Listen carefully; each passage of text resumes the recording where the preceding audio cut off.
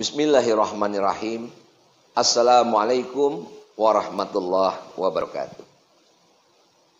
Kepada semua guru-guru Al-Fakir yang berada di Majelis Ulama Indonesia Pusat,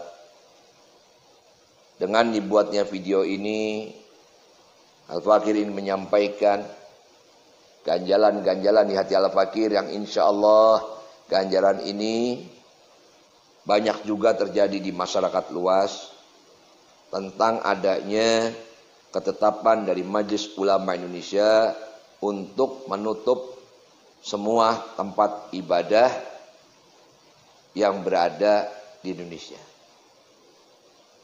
Sedangkan kami pernah mendengar bahwa daerah yang masih zona hijau ini masih boleh untuk membuka tempat ibadahnya. Sedangkan yang terjadi sekarang di daerah manapun, wabil khusus di daerah kami sendiri,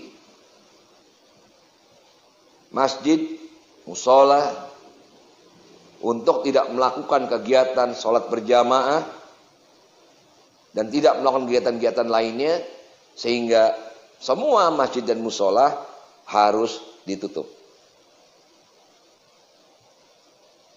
Ini yang kami butuhkan, informasi yang jelas, pemaparan yang jelas dari Majelis Ulama Indonesia.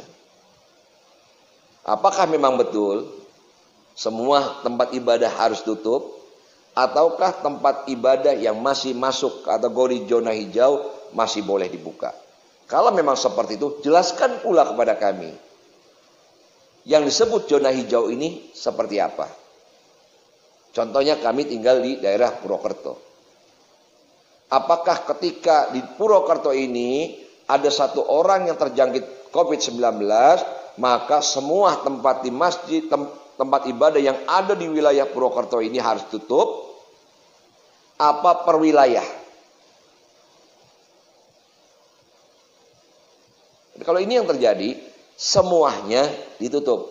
Bahkan ketika ada takmir masjid yang membuka tempat ibadahnya, maka tidak waktu yang lama dia akan didatangi oleh perangkat desa dan aparat yang mengawalnya.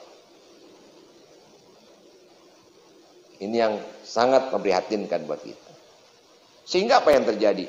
Karena kurang jelasnya informasi ini, sudah mulai antara takmir dan masyarakat mulai berselisih paham. Masyarakat merasa di daerah yang tidak ada yang terjangkit virus corona, kenapa masjidnya harus ditutup? Makanya tadi saya bilang, apabila zona hijau ini, gimana penjelasannya tentang zona hijau? Jadi masyarakat paham. Ini kalau ini dibiarkan, akan terus semakin terjadi perpecahan di antara kita. Takmir pun mau membuka karena rasa takut. Takut ada sanksi dari pemerintah daerah.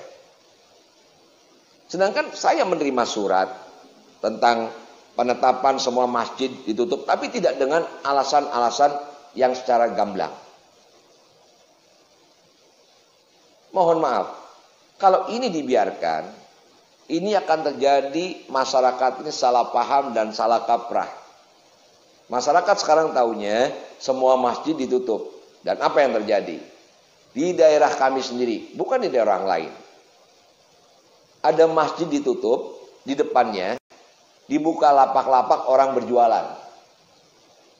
Di mana di situ banyak berjualan dan banyak yang membeli, sehingga terjadi transaksi dan terjadi pengumpulan orang.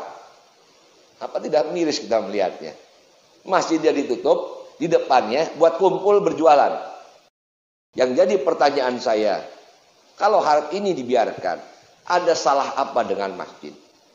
Apa yang salah di dalam masjid? Orang mau masuk masjid, jelas-jelas dia sudah mandi dari rumahnya.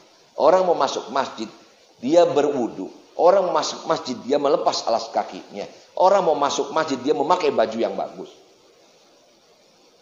Dibandingkan tempat-tempat lain yang belum jelas kesehatan. Contohnya di pasar. Dibiarkan orang bertransaksi di situ, mal dibuka, minimarket dibuka, Toko-toko semua dibuka. Lantas kenapa mesti masjid yang ditutup? Kalau memang masjid mau ditutup, silakan. Asal ada penjelasan dari Majelis Ulama Indonesia secara gamblang. Mohon maaf pada guru-guru kami, jangan membandingkan, ini ada yang mengatakan di daerah kami, bahwa Masjidil Haram aja kurang apa istimewanya, toh ditutup. Kalau ingin membandingkan dengan Masjidil Haram, dengan negara Arab Saudi, betul Masjidil Haram ditutup, tapi semua toko pun ditutup. Masyarakat tidak boleh berkeliaran di luar, dan masyarakat di dalam rumah dijamin kehidupannya.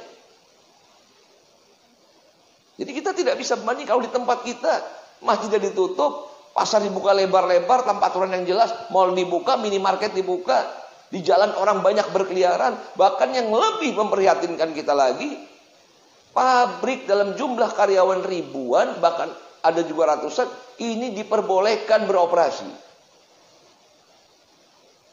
Kalau hal seperti ini biarkan, berarti masjid ini adalah tempat yang paling mengkhawatirkan. Kalau Anda mengatakan kalau tempat lainnya ditutup, bagaimana mereka mencari uang? Kita pun masjid, datang ke masjid, ini masjid tempatnya orang beribadah yang memberi kita rezeki. Saya mengatakan seperti ini, bukan saya orang yang berani mati, bukan.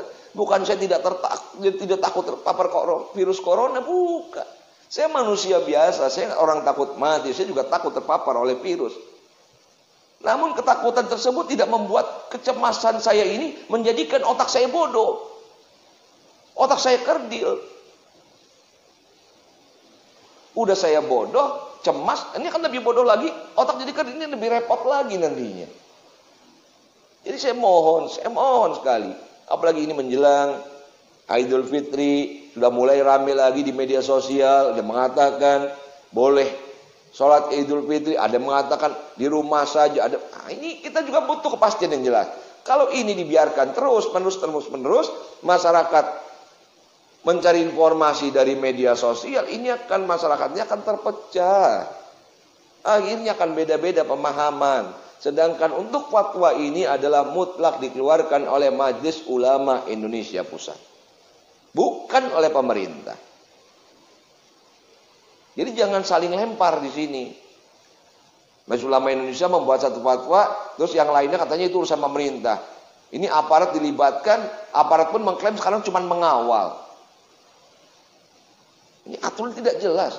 Ada di sini juga masjid yang tetap berjalan, ada berani takmirnya, tidak dihukum. Nah berarti ada apa ini? Jadi aturan yang pastinya ini seperti apa? Seperti apa? Kami butuh seperti ini. Butuh fatwa yang jelas. Sehingga ketika anak kami bertanya, umat bertanya, ini kita bisa menjelaskan secara detail apa yang telah dijelaskan oleh Majelis Ulama Indonesia. Majelis Ulama Indonesia mengeluarkan fatwa insya Allah karena kami tahu guru-guru kami yang ada di Majelis Ulama Indonesia ini adalah orang-orang yang tidak diragukan keilmuannya. Sehingga fatwa yang dikeluarkan insya Allah kami sebagai warga negara, kami sebagai umat Islam akan mengikuti fatwa yang dikeluarkan oleh Majelis Ulama Indonesia. Karena kami pun tahu ketika fatwa sudah dikeluarkan, kami sudah tidak menanggung lagi dosanya. Sehingga apabila memang fatwa itu jelas, tidak boleh datang ke masjid, kami tidak akan datang ke masjid.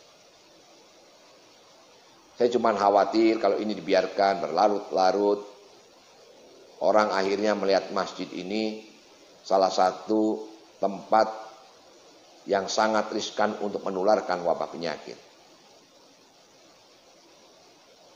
Karena yang terjadi, masjid ditutup, yang lain-lain dibiarkan seperti itu. Jadi seolah-olah menjas bahwa masjid ini tempat yang berbahaya. Ini nanti kalau terjadi seperti dibiarkan, wabah penyakit sudah hilang, orang pun ketika di masjid dalam keadaan takut.